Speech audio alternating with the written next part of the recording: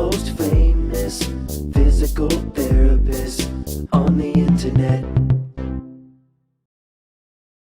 Hi, folks. I'm Bob Schrupp, physical therapist. Brad Heineck, physical therapist. Together, we are the most famous physical therapists on the internet. In our opinion, of course, Bob. I know that upset you, Brad, that I moved this because you have it all set out. I know right it. there. I was keeping an eye on that. Today, we're going to talk about the 3 best leg and hip strengthening exercises with sciatica or back pain. That's right. You can do this at home.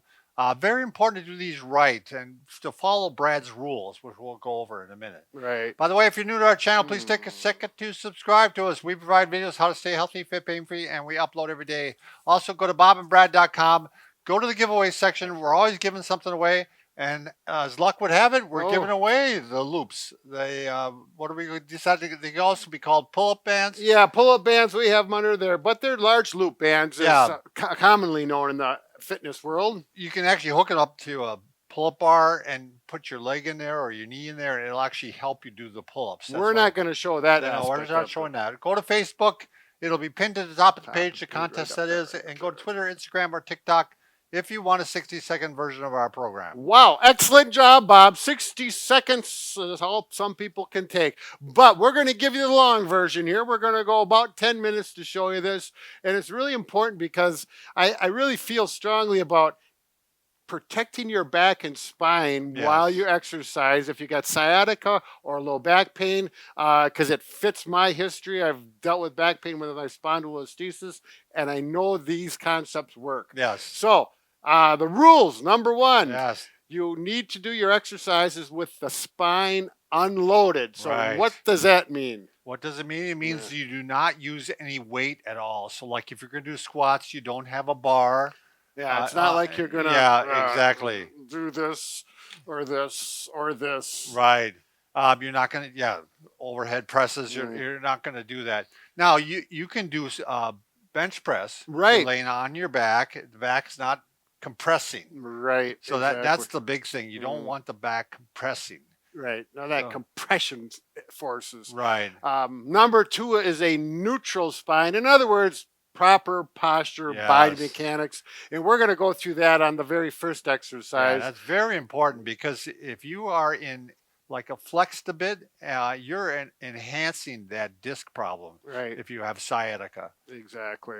Number 3, and this is the most important one, you need to do the exercise that's pain-free. It does not irritate your back. We've got 3 options. I have a feeling you're going to find at least one of them that's going to you can do these strengthening exercises. Now, when we say pain-free, if it hurts immediately after, too, it probably was not right for you either. Right, yeah. So it's okay to get sore, but we don't want pain.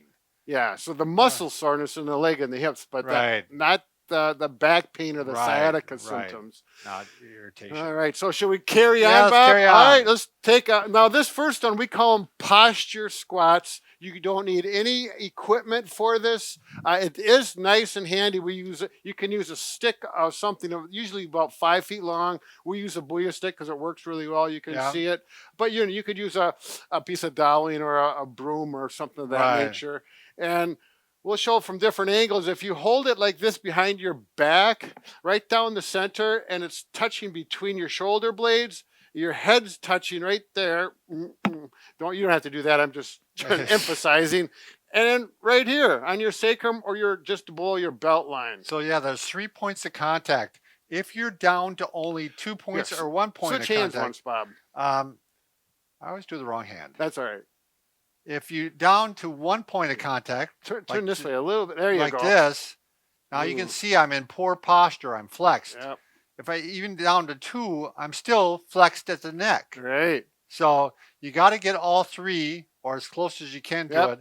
And once you're in that position, then you should go ahead and do some squats. And again, pain-free. If you go down so far and it starts to hurt, then that's as far as you're going to go today. You can do shallow squats. Yep. These are a great one to work for the back because it's very functional. Right. This is how you want to lift things when you got back pain. You want to keep the posture and you want to lift kind of straight down like this. You don't want to bend forward too far, you fall over. One thing I want to mention, and I've had patients have problems with this. Mike, can you go down to my feet? is when you go down like this, you got to keep good balance, and that means keeping your feet flat on the floor. And wide apart. Yes, Yes. exactly. I've had people, and I'll have them do this without coaching them initially, and they'll do this, and then their toes will come off, Yeah. and they're all wobbly, and then your back is going to hurt. And again, it's preparing you for lifting, where you want to have a good basis for it. So Right. I really almost have people as wide as possible, when it's comfortable. Right. And the fact is, you can dip down further usually when you're Sure. a little wider too. Yep. So Okay, so those common rules apply with everything else we're going to do too. So I want to just say this, Brad, real Sure. quick. Now you can start off by doing posture squats, and then you can go to without it. Yes. To the stick once you feel Yep. like you have it. So I'm like doing these. Right. I always like this because it's strengthening my postural muscles. Or you can do this. But and that may be depending on how you feel. You may want to start here, but make sure that posture's good. So Yeah. there's options. Number 2. Now this is one I've used a lot with patients with back pain. I call Yes. them ball wall squats. yes. So you need a wall, you need a ball, and I've had people use small balls like this. It needs to be a squishy one. Don't use a basketball or something like that. You put the ball here, and then you're going to roll up against. I got the big ball because the big ball actually works a little better, Yeah, but it does. not everyone has one. And then you need a piece of furniture to hold on to, a cupboard, a cane, a stick. I'm using the Booyah stick. And that offers balance, which makes a big difference, particularly if your back is on the sore side. Again, feet shoulder width wide. Make sure your feet do not slip on the floor. If you got a smooth floor and you've got your socks Right. on, Right. it's not Not the gonna thing work. to do. You have to have good traction with your feet. And, you know, you may want to have a chair on both sides or 2 sticks or whatever, especially starting out. And then you just roll down, but make sure your feet are away from the wall. So they got to be wide. They got to be far from the wall. They cannot slip on the floor. Good posture, just like we mentioned with number 1. And we're going to go down. We're not going down this far. Right, No right. way. You definitely don't want to go past level of the thighs. Yep. So here's my thighs. The Booyah stick is following the thigh. I wouldn't even, you Even levels the close max. it, yeah. Yep. Because you really want to maintain the arch in your back. Yep. You don't want to round it out too much, so they call it the butt wink, Yeah. where you Right. actually flex right at the end. And when your feet are like this particular, it's really, to do that would be, you'd have to lean forward. And that's what I have patients. They kind of want to lean forward. And I'll say, nope, get back. Yep. Stay parallel with the wall. You know, you don't have to have the sticks if your balance is good. I've had people just put their hands on their thighs, and when they get better, put their hands out. And I've even had people when their back pain's feeling better, hold on to some weights in their hands. Sure. By that time, Yeah, they're things are going pretty well. let's just show, But yeah, the big ball definitely works better. oh, it supports the back so much Yeah. better. I mean, I just feel better now already. And again, it's the same thing. All these we're going to do sets of 10. 10 is a good number to go to. If you're starting out and you get to 5 or 6 and it's starting to hurt or your muscles are fatigued, that's good enough. Wait till the next day. Yeah, if you Work haven't on been it. doing these, you might be surprised. Oh, I've had people come back and say, oh, my thighs are really sore. So yeah, if you don't work out at all, this can really be. Yep, exactly. And finally, now this is something I just came across in the last few weeks, is you can use these loop bands, these large loop bands, for a lot of different things. You don't, Right. their cost is You're really is becoming low. a fan. I'm telling you what, these bands are great for at home if you don't want to buy a big weight set. Plus, they offer a lot of advantages. For the back, I'm going to show you, let's do the purple one. Okay. Now, you need some way to connect this to a wall or a solid object. You're not going to connect it to a chair unless it's a really, really, really heavy chair, which, just doesn't happen very often. I actually put it around my treadmill, Brad. Oh, yeah. If you have Yeah. a solid, if you had Yeah, a it's workout a really gym. solid Yep.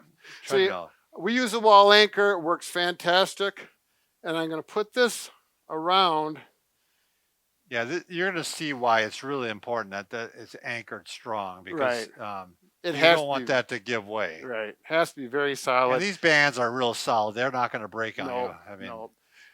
the band goes around the back, and what you want to do is experiment with the location of the band.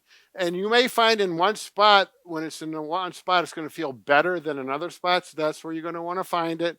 I like it right around my belt line, just above it slightly. And then this offers a place to grab for balance. Again, same rules, feet at least shoulder width wide, feet on the ground, good traction with your shoes or whatever you're wearing. And then we're just going to do, again, squats down, not farther than 90-degree bend or the thighs parallel to the floor. Again, what this allows you to do, it allows you to go back a little further. Yeah. You know, you don't have to lean forward so much because this is Yeah. providing a lot of balance for you. Yeah, I'm not doing this. Yep. I'm You maintaining. can easily go that. straight up and down because of the band.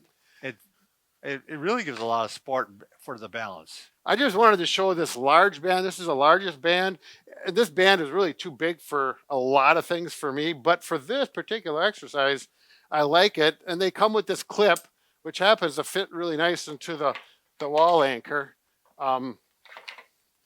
So what I'm going to do is, and it's a bit wider on the back. It actually works Sure. really well for this. And you know, I can lean back in this. I feel very comfortable and work my squats here. Again, 10 of these. Oh, Just don't pull it back too far and get slammed into the wall. yeah, you can play a game like that. Yeah. No, so it's a nice option that I've just come up with. I wanted to share with some people, particularly some people. These are getting more popular. Yeah. May already have them in their Right. workout You area. put them to use.